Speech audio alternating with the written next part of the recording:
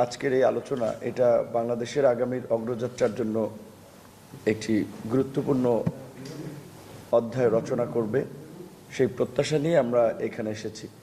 যেমনটি আমাদের শুরুতে আজকের এই সূচনা বক্তব্যে জাতীয় ঐক্যমত্য কমিশনের সহসভাপতি জনাব আলী রিয়াজ স্যার তিনি যেটি বলেছিলেন এবং উপস্থাপক এবং প্রধান উপদেষ্টার বিশেষ সহকারী মনির হায়দার ভাই যেটা বলেছিলেন যে গত 16 বছর আমরা একটা ফ্যাসিস্ট রেজিমের আন্ডারে গোটা বাংলাদেশের মানুষ যেভাবে নির্যাতিত নিষ্পেষিত হয়েছি, একইভাবে দেশের স্বাধীনতা, সার্বভৌমত্ব, গণতন্ত্র ভূলুণ্ঠিত হয়েছে।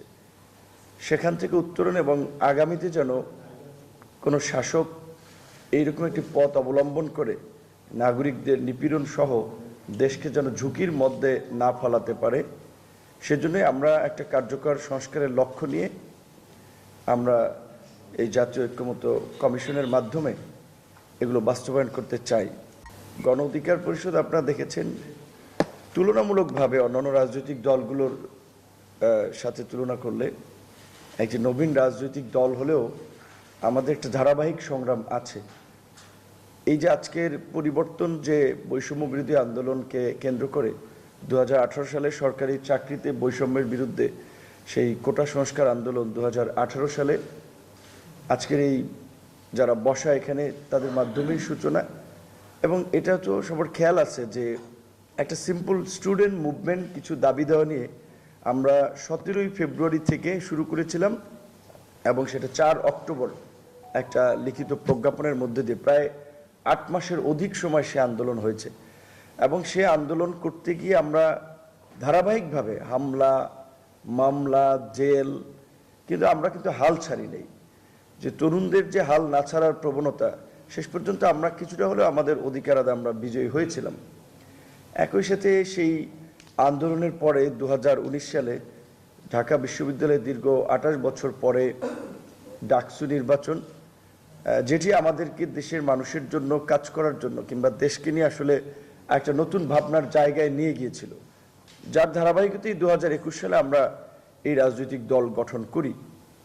পাশাপাশি আমরা আরও বিভিন্ন শ্রেণী পেশার মানুষের সংগ্রাম লক্ষ্য করেছি। বিশেষ করে এখানে যারা ঐক্যমত্য কমিশনের আছেন তাদের মধ্যে ইফতেখার সাহেব, বদিউল আলম ভাই, তারা দীর্ঘদিন ধরেই তারা একজনে একটা সমাজ সংস্কার দুর্নীতির বিরুদ্ধে তাদের যে লড়াই এবং সুশাসন জবাবদিহিতা নিশ্চিত করতে বদিউল আলম মজুমদার সহ আরও এখানে যারা আছেন তারাও স্ব জায়গা থেকে চেষ্টা করে গেছেন।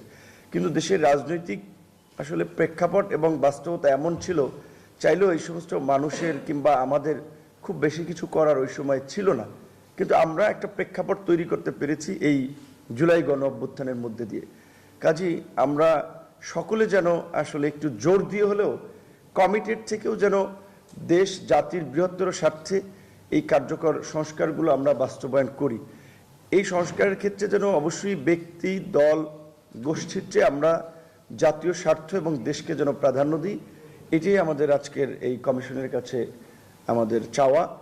এবং একই সাথে কমিশনের মাধ্যমে যেহেতু হেড অফ দ্য গভর্নমেন্ট আমাদের সকলের সম্মানিত প্রধান উপদেষ্টা ডক্টর মোহাম্মদ ইউনূস, তারই যেহেতু তারা মনোনীত টিম, তাদের মাধ্যমে প্রধান উপদেষ্টার কাছেও আমাদের এটি আহ্বান থাকবে